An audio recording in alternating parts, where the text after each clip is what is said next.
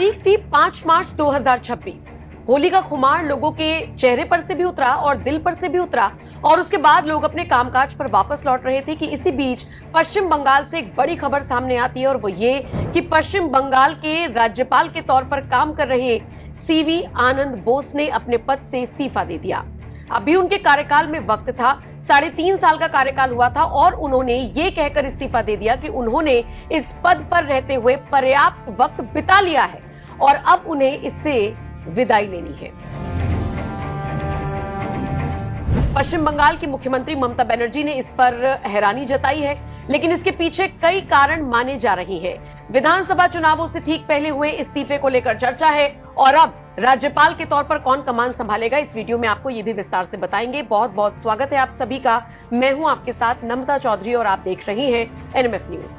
पश्चिम बंगाल में बहुत जल्द विधानसभा चुनाव होने हैं और हमने अक्सर देखा है कि राज्यपाल के कई फैसलों का विरोध ममता बनर्जी, जो कि राज्य की मुख्यमंत्री हैं, वो करती हुई नजर आती है। और इससे उलट आप ये भी कह सकते हैं कि ममता बनर्जी के फैसलों पर भी अक्सर राज्यपाल रहे सीवी आनंद बोस सवाल उठाते हुए नजर आते रहे हैं। तो ये जो टकराव की स्थिति बनती है, ये पश्चिम बंगाल विधानसभा चुनावों के मद्देनजर और ज्यादा गंभीर होती जा रही थी।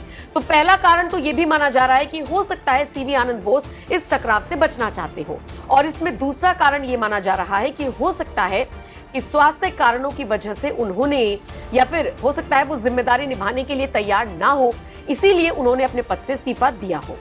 5 मार्च 2026 को जब सीवी आनंद बोस ने अपने पद से इस्तीफा दिया तो न सिर्फ पश्चिम बंगाल की मुख्यमंत्री ममता बनर्जी हैरान हुई, बल्कि पूरे देश में इसकी चर्चा होने लगी।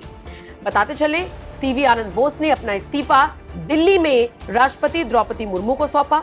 नवंबर 2022 से वो इस पद पर कार्यरत थे, यानी कि लगभग 3.5 साल। और स्पष्ट कारण उनकी तरफ से अभी तक नहीं बताया गया है, लेकिन उन्होंने इतना जरूर कहा कि इस पद पर उन्होंने पर्याप्त वक्त बिता लिया है। सूत्रों का मानना यह भी है कि स्वास्थ्य कारण या फिर प्रशासनिक तनाव भी इसके कारण हो सकते हैं। सवाल अब यह भी उठता है कि जब पश्चिम बंगाल के राज्यपाल के पद से सीवी आनंद बोस ने इस्तीफा दे दिया है, वो भी बंगाल विधानसभा चुनाव से ठीक पहले, तो फिर अब कमान किसको सौंपी जाएगी, यानी कौन होगा इस राज्य का नया राज्यपाल। आनंद बोस के इस्तीफे के तुरंत बाद केंद्र सरकार ने नए राज्यपाल की घोषणा कर दी, बिना किसी लाग लपेट के, बिना किसी रुकावट के और बिना किसी राजनीतिक चर्चा के। RN रवि को पश्चिम बंगाल का नया राज्यपाल नियुक्त किया गया है।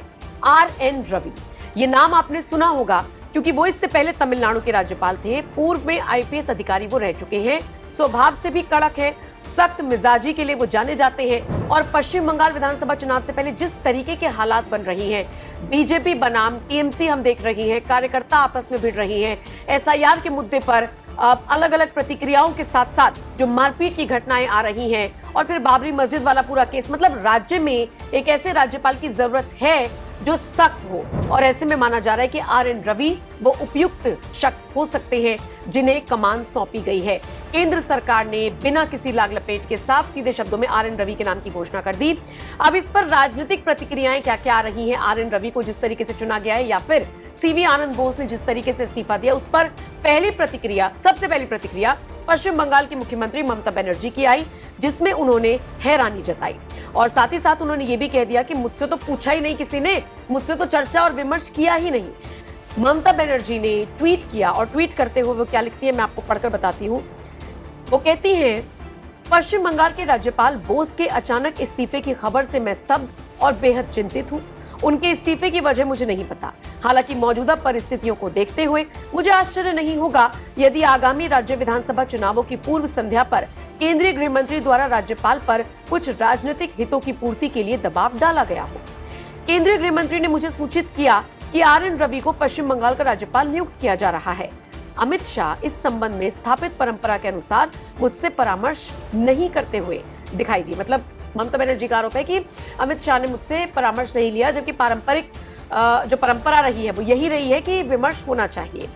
फिर वो आगे लिखती हैं, ऐसे कदम भारत के संविधान की भावना को कमजोर करते हैं और हमारी संघीय संरचना की नींव पर प्रहार करते हैं।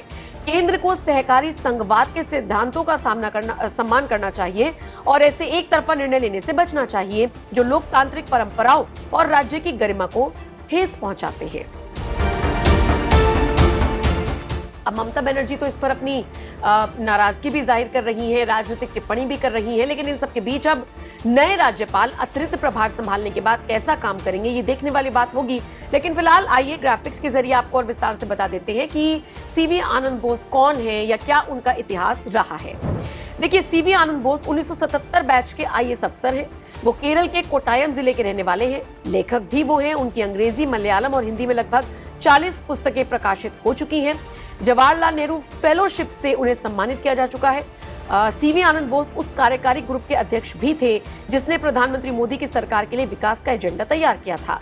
मोदी सरकार ने सभी के लिए किफायती आवास के उनके कॉन्सेप्ट को अपनाया था।